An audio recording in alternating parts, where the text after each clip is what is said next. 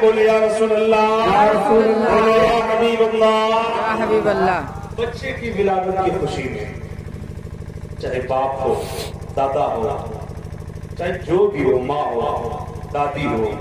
ہر کوئی خوشیاں مناتا ہے ٹھیک ہے نا؟ جی بالکل، اور منانا بھی چاہیے کیونکہ رب نے آپ کو نعمت عطا فرمایا ہے، رحمت عطا فرمایا ہے۔ ہمیں خوشیاں منانی چاہیے، لیکن میری ملت کے لوگوں، جب یہی بچہ، جب یہی بیٹا کل جوان ہوتا ہے اور جوان ہونے کے بعد اپنے باپ کو باپ نہیں کہتا ہے، بوڑھا کہہ کے بلاتا ہوا، اپنی ماں کہنے میں اس بیٹے کو شرم آنے لگتی ہے اور کبھی اپنی زبان سے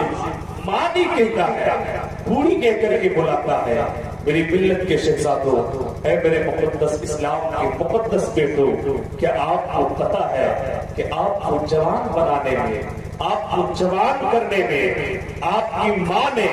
کن کن مصیبتوں کو برداشت کیا ہے، آپ کے باپ نے آپ کو جوان بنانے میں کن کن پریشانیوں کو جھیلا ہے، تب کہیں جا کر کے تم آج جوان ہوئے ہو۔ تم نے دلی کیا دیکھ لیا، تم نے کولکاتہ کیا دیکھ لیا، تم نے بمبئی کیا دیکھ لیا، تم نے شہروں کا دورہ کیا کر لیا، تیرے جیب میں چند سکے کیا آ گئے، تیرے جیب میں کیا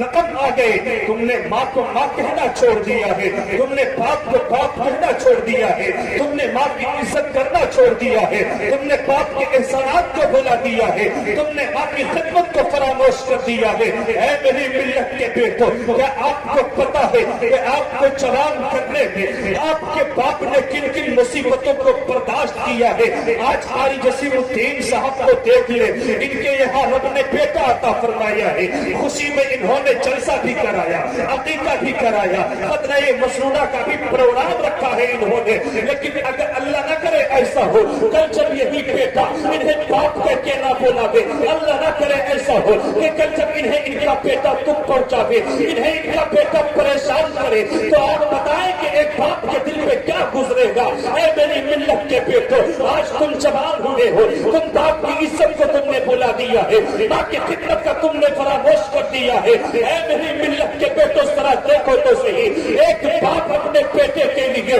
کن کن مصیبتوں کو برداشت کرتا ہے، تب کہیں جا کر کے بیٹا جوان ہوتا ہے۔ اگر باپ جو ہے، اگر دھوپ کے دن ہے، اگر مئی جون کی گرمی ہے، باپ دن پر مزدوری کرتا ہے اور اپنے خون اور پسینے کو بہاتا ہے، تو وقت کی روٹی تیرے لیے جمع کرتا ہے، تب کہیں جا کر کے تم جوان بنتے ہو۔ تیرے باپ نے بھیگ کر کے برسات کے موسم میں دن پر دوسرے کے یہاں مزدوری کرتا ہے، تو وقت کی روٹی تیرے لیے لاتا ہے، تب کہیں جا کر کے تم جوان ہوتے ہو۔ تیرے باپ نے ٹھنڈ کے دنوں میں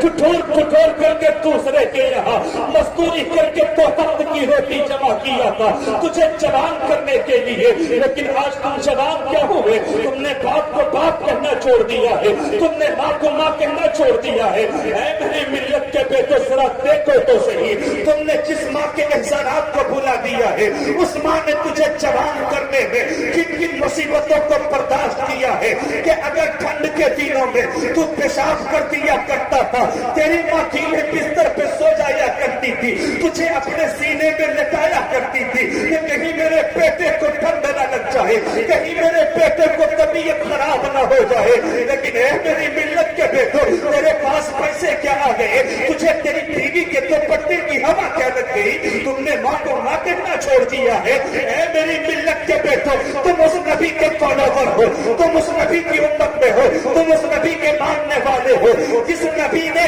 ماں کی وہ عزت کیا ہے۔ ذرا آؤ دیکھو تو صحیح، میرے آقا نے اپنی ماں کا احترام کیسے کیا، میرے آقا نے اپنی ماں کی عزت کیسے کیا ہے۔ میرے آقا ہے، صحابہ کا مجمع ہے، بولے سبحان اللہ، سبحان اللہ۔ صحابہ کا مجمع، میرے آقا جب صحابہ کے بیچ میں ہوتے ہیں، قسم خدا کی ایسا کوئی محسوس ہوتا جیسے ستاروں کے درمیان چودھویں کا چاند چمک رہا ہو۔ اور میرے آقا کے حسن کا عالم یہ تھا کہ جب حسن تھا ان کا جلوہ نما، انوار کا عالم کیا ہوگا، ہر کوئی فدا ہے بن دیکھے، دیدار کا عالم کیا ہوگا۔ اور ایک سنت علی، ایک سنت عمر، صدیق ادھر، عثمان ادھر، ان جنت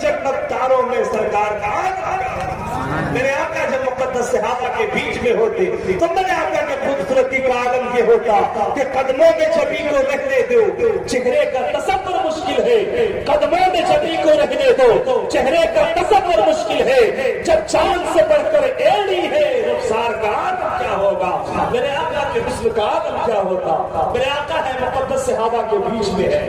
ایک خاتون آتی ہے نقاب پوش خاتون ہے اپنے چہرے پہ نقاب ڈال کے آتی ہے چہرے پہ حجاب ڈال کے آتی ہے وہ خاتون جو ہی قریب آتی ہے میرے آقا صحابہ کے مجمع میں ہے خاتون قریب آتی ہے نبی کے کونین اس آنے والی خاتون کی تعظیم میں اٹھ کے کھڑے ہو جاتے ہیں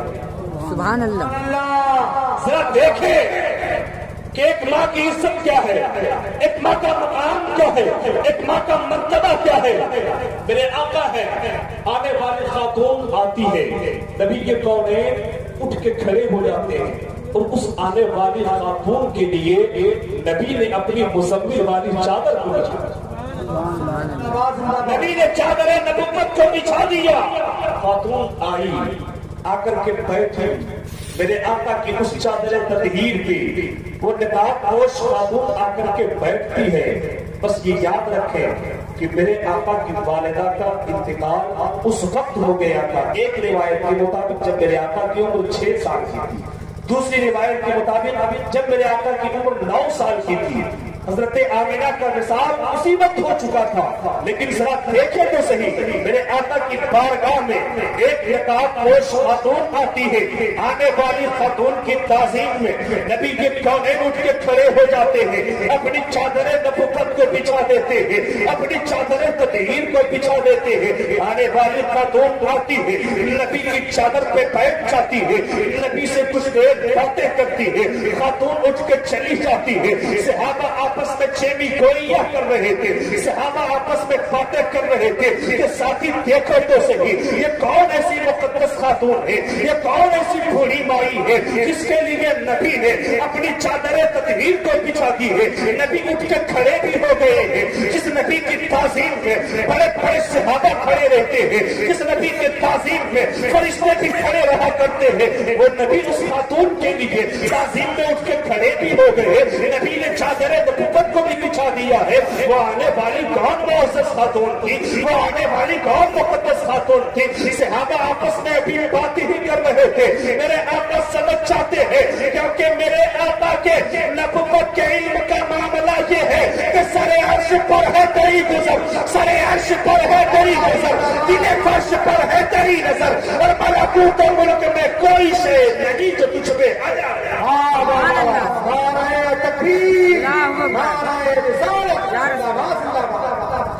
میرے آقا سمجھ جاتے ہیں کہ یہ میرے صحابہ پوچھنا چاہیے کہ یا رسول اللہ وہ کون مقدس خاتون تھی جس کے لیے آپ نے چادر تطہیر کو بچھایا یا رسول اللہ یہ کون ایسی معزز خاتون تھی جس کے لیے آپ اٹھ کے کھڑے ہو گئے صحابہ جو پوچھنا چاہ رہے تھے میرے آقا سمجھ جاتے ہیں میرے آقا فرماتے ہیں میرے صحابیوں کیا پوچھنا چاہتے ہیں صحابہ اکرام کہتے ہیں یا رسول اللہ ہم بڑے بڑے صحابہ جن کا مرتبہ یہ ہے رضی اللہ عنہ ورضوا عنہ یا رسول اللہ ہم لوگ وہ ہیں جن سے رب راضی ہے رب سے ہم لوگ راضی ہیں یا رسول اللہ یہ مقدس خاتون جن کی تعظیم میں آپ اٹھ کے کھڑے ہو گئے آقا یہ کون ایسی خاتون تھی میرے آقا فرماتے ہیں میرے صحابیوں جاننا چاہیے ہو یہ کون ایسی خاتون تھی صحابہ کرام کہتے ہیں ہاں یا رسول اللہ ہم لوگ جاننا چاہیے ہیں کہ آخر یہ کون ایسی معزز خاتون ہے آخر یہ کون ایسی پاک خاتون ہے آقا ہمیں بتایا جائے یہ کون ایسی معزز خاتون تھی جس کے لیے آپ نے اپنی چادر تطہیر کو بچھا دی میرے آقا فرماتے ہیں اے میرے صحابیوں اگر تم لوگ اس معزز خاتون کو نہیں جانتے ہو صحابہ کہتے ہیں ہاں یا رسول اللہ ہم لوگ تو اس معزز خاتون کو نہیں جانتے ہیں کیونکہ اس خاتون نے اپنے چہرے پہ نقاب ڈالی تھی اپنے چہرے پہ پردہ ڈال کے آئی تھی آقا ہمیں کیا پتا وہ نقاب پوش کون خاتون تھی میرے آقا فرماتے ہیں اے میرے صحابیوں اگر نہیں جانتے ہو تو سنو یہ کوئی عام خاتون نہیں تھی، بلکہ یہ وہی حلیمہ سعدیہ تھی جس نے تیرے نبی کو دودھ پلائی ہے، یہ وہی حلیمہ سعدیہ ہے جس نے تیرے پیغمبر کو دودھ پلائی ہے۔ اب مجھے رک کے یہیں پہ کہہ لینے دیا جائے کہ جس خاتون نے صرف دودھ پلائی ہے اس کے مقام و مرتبے کا عالم یہ ہے کہ نبی نبوت والی چادر کو بچھا دے، نبی رسالت والی چادر کو بچھا دے۔ تو جس ماں نے صرف دودھ نہیں بلکہ اپنے پیٹ میں رکھ کر کے اپنا خون جگر پلائی ہو، اس ماں کے مقام و مرتبے کا عالم کیا ہوگا، اس ماں کی عزت و عظمت کا عالم۔ نعرہ تکبیر، اللہ اکبر۔ نعرہ رسالت، عظمت والدین، زندہ باد زندہ باد، بہت عمدہ۔ ماں کا وہ مقام ہے، لیکن آج بیٹا جوان ہوتا ہے،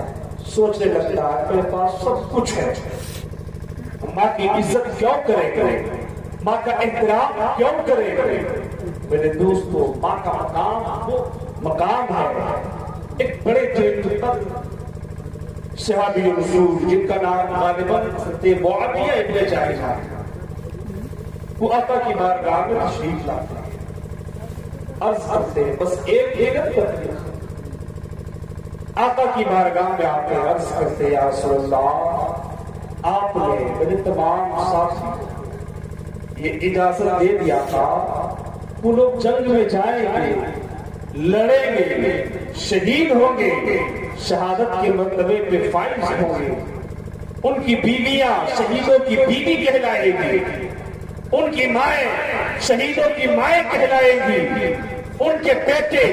شہید کے بیٹے کہلائیں گے۔ آقا، میرے تمام ساتھی میدان جنگ میں چلے گئے، مجھے بھی جنگ کے میدان میں جانے کی اجازت دے دی جائے۔ میرے آقا فرماتے ہیں میرے صحابی، ذرا پہلے یہ تو بتا کیا تیری ماں زندہ ہے یا نہیں ہے؟ کیا تیری ماں حیات سے ہے یا نہیں؟